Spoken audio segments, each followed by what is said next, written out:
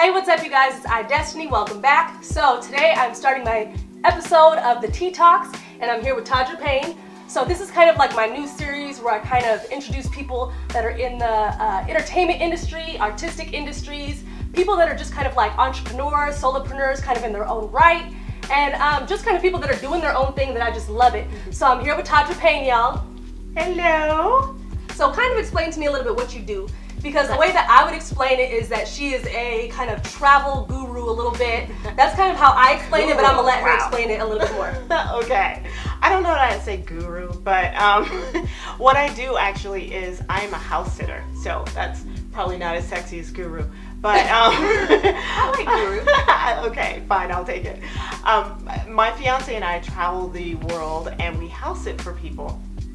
And how that works is that we find house sits where people are going away for anywhere from 2 weeks to 2 months, 3 months, sometimes even up to a year. We usually don't take that long, but and then they will have us both watch their home and watch their pet in exchange for being able to stay in this amazing luxury home and of course in amazing locations as well.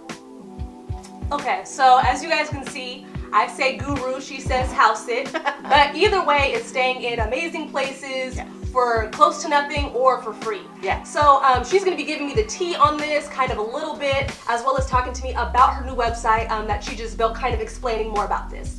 So, I mean, how did you get into this? Because I know me talking to you for kind of a while and knowing that you've been in so many other industries, like what made you transition from all the different industries? And you can actually go ahead and talk a little bit about those industries too. Okay. Because she is like a multi-talented, multifaceted person. So... Well, back in New York in another lifetime, I was a celebrity makeup artist. And in that position, I got to travel a lot and I really absolutely loved it. And then I chose to get married and I moved away from New York City and all the glamour and the glitz of that. And skipping over all the really sad stuff, I was going through a divorce. And during that time, I really just wanted to get out of the house. Like, I was just like, I'm done, I went out. And I didn't know what I was gonna do. I didn't know like where I was gonna go. And I really wanted to give him the house because I didn't wanna live in that town. I didn't wanna be there. So then out of the blue, someone I knew who didn't know what I was going through called me, and she lived in another state and was like, hey, my parents need someone to house sit for them for 3 weeks while they go to India. And I didn't even know what that meant. Like, I was just like, I'll do it. You know, right. I was like, yes. Anything to get me away. Right, and I was like, I get out of the house, I'll do it. And they had a little tiny chihuahua. And it was like really rickety, really old, like little chihuahua that like moved like this, right? And it was the greatest experience because they had this amazing house on a river and it was amazing. And it was great because I got to be there and I got to sort of plan my next move. I got to sort of just cry out some stuff and figure out, you know, what I was gonna do. And that was for 3 weeks, I believe. And then just as that was, and just as that was ending, someone else had heard that I was doing this. And she was going to Jamaica because she was quitting her job and rearranging her whole life. It was like all these women having our crisis, you know? That's cool. You guys were all like supportive of each other and kind of. And so she was like, do you want to stay in my house? And she had this amazing house and she had a pet squirrel. Yeah, and all things to have. I love squirrels. I love anything small and fluffy. And I was like, I will do that because she couldn't get anybody else to do it. People were like, nah. I don't know about that. And so after those two experiences, I was like, how do I do this? How do I find like people who don't know me that would trust me to do this? And so from there, I just started doing a lot of research and asking a lot of people and found out that there is a thriving community of nomads and homeowners that sort of do this trade-off. And there's no money involved, but there are lots of perks. Lots of perks. And we're going to talk about those perks too. We're going to talk about the perks. And so I just, once I realized, you know, what was involved, I was like, I want to do this. I want to do this. So, and because I'm a laptop worker, like I work from my computer, I'm a copywriter, so I can do that anywhere, you know, so it's not that big of a deal. So would you say that this is definitely ideal for somebody who is kind of like you say, either a copywriter, somebody that can work from anywhere in the world? Do you feel like this kind of works better for you kind of guys? Well, it depends on what you want to do. Like for me, I want to stay when I go for months at a time. So yes, if somebody wants to do that, yes, that's probably not going to work. You calling up your job like, I'm not coming back for 3 months. That may not work. Right. But there are house sits for 4 days. There are house sits where you could say, I want to go to San Francisco for a long weekend and hang out, eat great food, have some fun, stay in like the Mission District. You could totally do that. Huh. Yeah. Okay, so this is something that could work for people that work remotely, are their own boss, right? And for people that, you know, have their regular 9 to 5, but can take vacation days and that sort of thing. Exactly. There are some for a week, for 2 weeks, and they're all over the world. I mean, literally any place that you can think of, other than the Antarctic. I checked. You're like, this is incorrect. Yeah, anywhere in the world you can find houses. Okay, so where are the majority of the houses that you've done? Like in the U.S. or abroad? Most of mine have been in the U.S. and Canada. I always wanted to go to Canada. Oh, we were just in Vancouver. What was it, in November? Because my fiance and I we got like really over LA for a bit. So we were like, we need to get out. Yes, I was like, I gotta get out. Done. Yeah, and so for 3.5 months we traveled, starting here in LA, and we went all the way up the coast, which is so beautiful. It's insane. And we went into Washington and Oregon and up into Vancouver, and we just stayed in these amazing houses all the way up and ate great food and went to jazz concerts. It was very nice. So this is one thing that I want to know, because I know for you sometimes house sits can come up like immediately, and sometimes they're kind of pre-planned ahead of time. Yes. How do you schedule like what you're going to do once you get to your house sit? Like, do you pre-plan a whole schedule? Like, okay, I know on Tuesday I want to go to this nightclub. Right. You know, Wednesday I want to go here. Right. Do you pre-plan all that, or do you just kind of go like on a whim and then decide when you get there? We do a little bit of both, because I do a very extensive contract when I house sit, because, you know, you're dealing with someone's most expensive property, their most expensive thing. And so you just want all of everything spelled out. Like, this is what I'm responsible for, this is what I'm not, this is, you know, everything. And so part of that contract, I also ask for perks.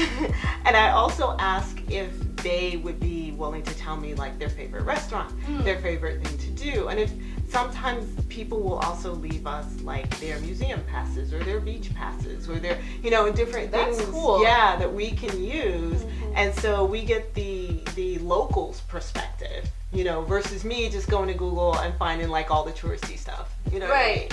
You get to learn it from the actual locals itself. Right. And then we also just kind of get in our car or rent a car, and we just cruise around and go, that looks cute, let's see what that is. You know, so it's a little bit of both.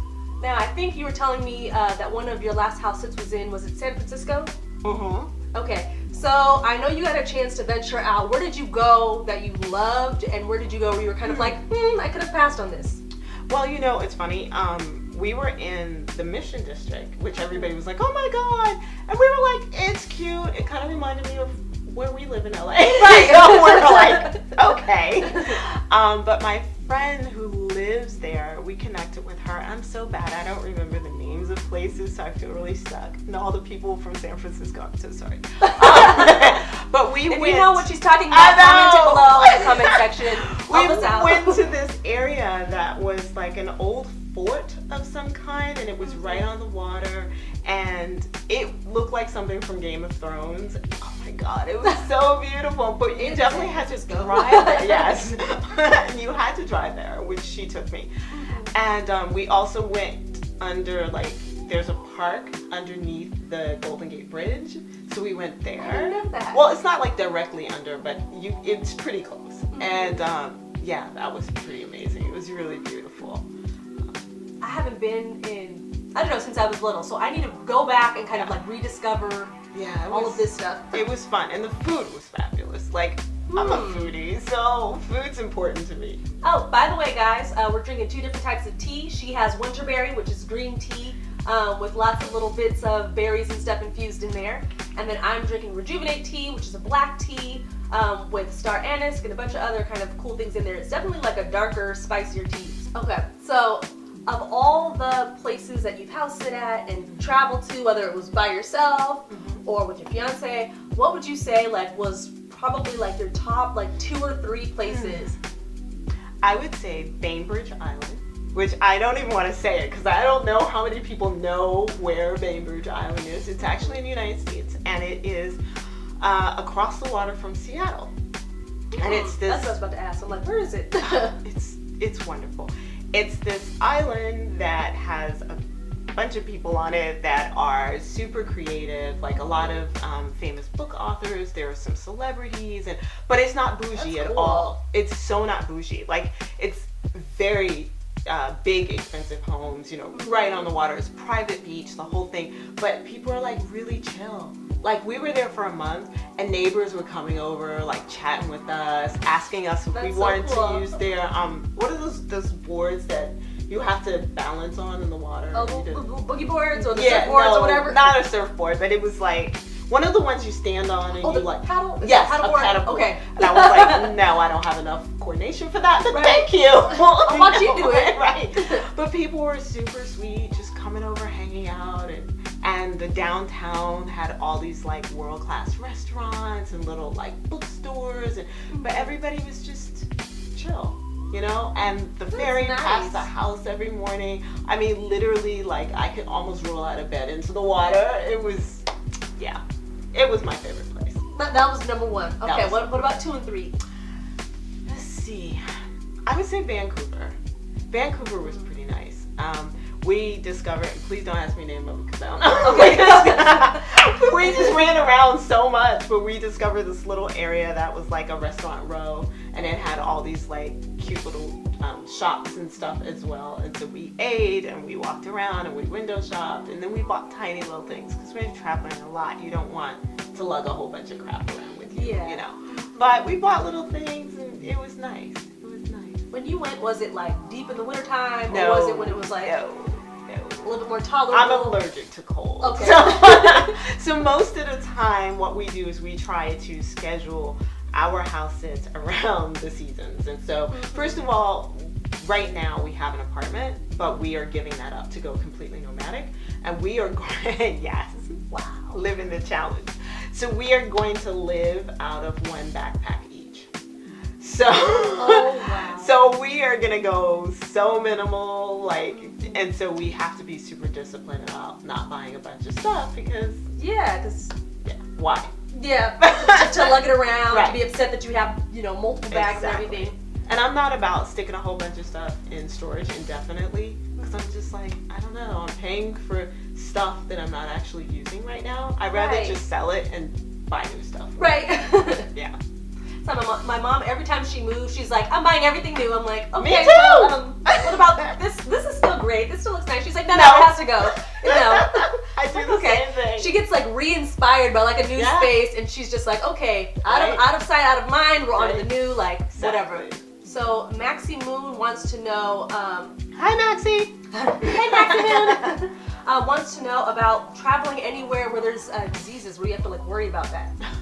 Like, have you ever had to get like a plethora of shots before you've gone anywhere? I did. I wasn't house sitting. I'll clarify. I was just hanging out. But I went to the Philippines and I had to get a bunch of shots. I don't even remember how many. And I hate shots, so it was really stressful. I have very, very tiny veins, and so doctors have a really hard time even finding my veins.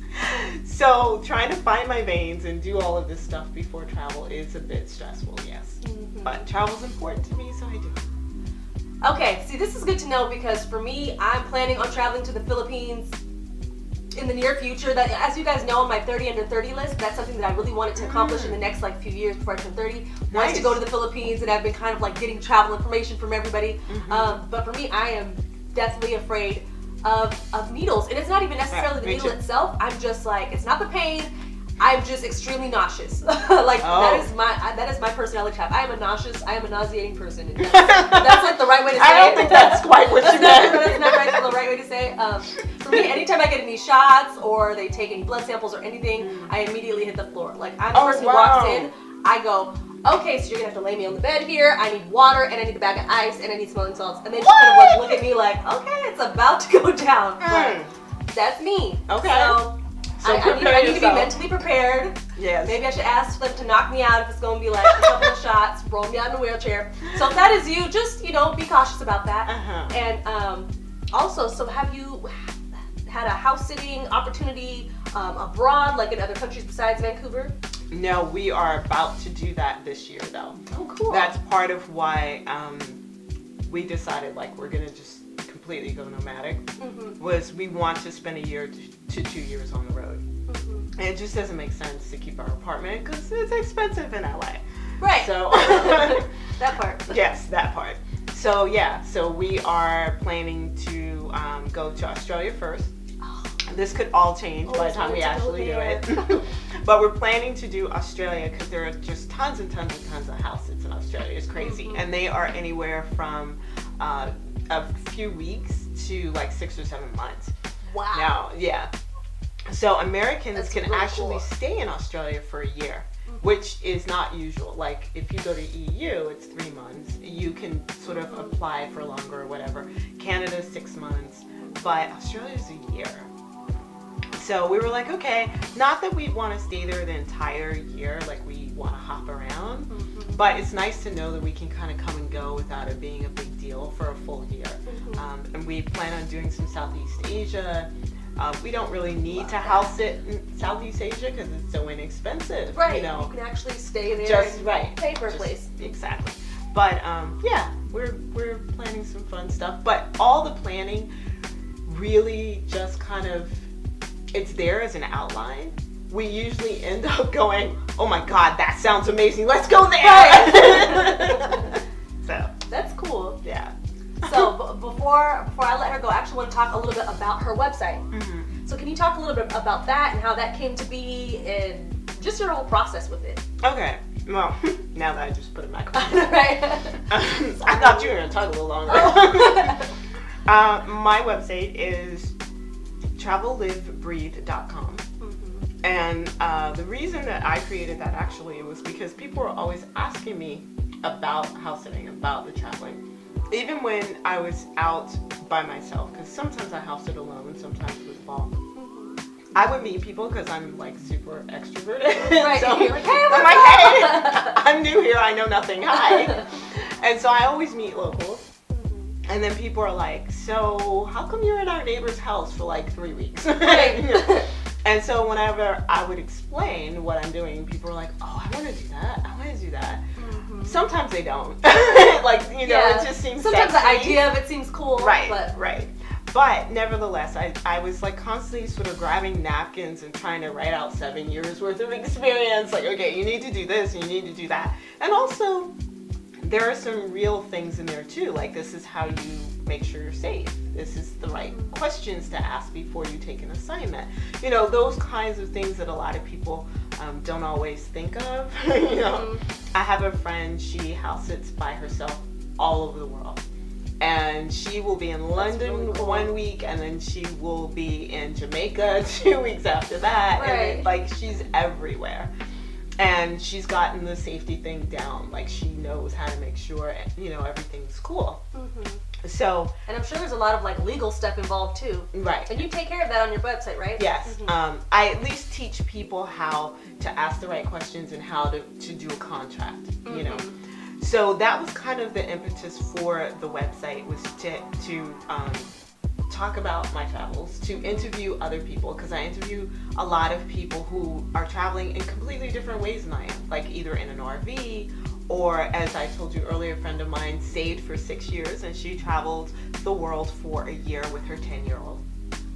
Yeah. That's awesome. So for some of those single moms out there or parents who want to just take your kid on a trip. She did that for a year and was like, the world is his classroom right now. And so I interview a lot of people to see how they're making it happen. Because what I find out is a lot of people think, oh, well, that's for you because you have this kind of work, or you have a fiance to go with, or you have, and people kind of use those things as excuses. And it's like, if you really want to travel, you can do it. Right. And it's not even the money. Like, I know money sounds like the most legitimate reason. Mm-hmm. Our 3.5-month trek through the United States and Canada that I mentioned earlier, we did that for $2,500 total. Mm-hmm. Total. You know, so it's doable. So that's the point of the site. And also I have a course on there called Travel the World Through House Sitting. And that course really outlines every single thing that you need to be a successful house sitter. How to find the best communities, what they should cost. Really, I don't pay more than $50 a year for a community. Mm-hmm. So some of them out there are a lot more expensive than that. And I don't think there's a reason for it. And I'm sure there's people out there who have tried to research this on their own and have even found out, scams or different websites, know. Yeah, absolutely. And when I first started, I kind of did all my own research, and it took me a year to get a house sit because I didn't know what I was doing. And I didn't know, because you really have to build trust too. Like, you're a stranger to this homeowner. So that's something I cover. I talk about the 6 trust building tactics that you should use when you're brand new so that people immediately feel like, oh, okay, cool. You know what I mean? Right. How to get experience before you get into the communities so that people have references for you and things like that. Something to go off of. Yeah. So it's everything that we've learned over the last 7 years because, year 2 or 3, you think you got it, and then something else will happen, and you're like, that should have been in my contract. Right. So it's all in there, and I give a downloadable contract, so they can just use it as is if they don't want to change it. That's cool. Yeah. And so would you say, like, with your course, it can help people kind of maneuver around situations that they'll find as they start to house sit for the first couple times, and new situations pop up and they're like, I don't know how to deal with this. Oh, absolutely. Do you kind of go over that in your course? Absolutely. And I also talk about, like, crazy stuff. Like, sometimes people will post a house sit. You get on the phone, you get on video with them. You should always do a video call, not like a call. And then you can see the person, you can have them like take the computer or the phone and like scan the room so you can see their home, things like that, all things I've learned. And so like you will have people that will post a house sit and it's not really a house sit. Like you get on the phone with them or on video with them and somewhere in there they're like, oh, but we're gonna leave our grandma behind. So you're babysitting? Exactly. Along with the house. I'm leaving my teenager behind. No, you're not. No, you're not. Right. Or they're trying to sneak in extra pets. Like, so for me, I love cats, and I take house sits with cats because it's easy. You don't have... They're independent animals. Right. And you don't have, I can't go to this music festival and stay all night because I got to run back and walk the dog. You don't have any of that. You come home, you cuddle with the cat might tell you, like, blow off, I don't care anyway. Right. But the point is, it's not so strenuous. But sometimes people try and sneak in extra animals that, they didn't mention. So that's why the contract is so important. I ask very specific questions. And then sometimes people try and have their home renovated while you're there. So you have workers coming in and out. Right. It's noisy I'm for you. Right. I'm like, how is this a vacation for me? Right. So all of those kinds of things that people who have keys, your neighbors, your cousin, they can't take their key and come in while I'm there. Right. So all of these kinds of things that I learned over the years are in the course and in the contract. Awesome. Well, thank you so much for coming. If you guys have any questions, I will direct you to her. All the links and stuff will be down below for her website. Yay! TravelLiveBreathe.com. Yes, so that'll be in the description box as well as her contact. I know, right? So everything will be below. You guys can check her out. You guys can ask her questions. If you guys want to leave any questions below, I can funnel them towards her so she can check them out or jump in or answer them or however. And thank you guys for watching. Make sure you subscribe and like this video if you want to see more. I'll be posting more as usual. Make sure to do well and be well, and I'll see y'all later. Bye. Bye.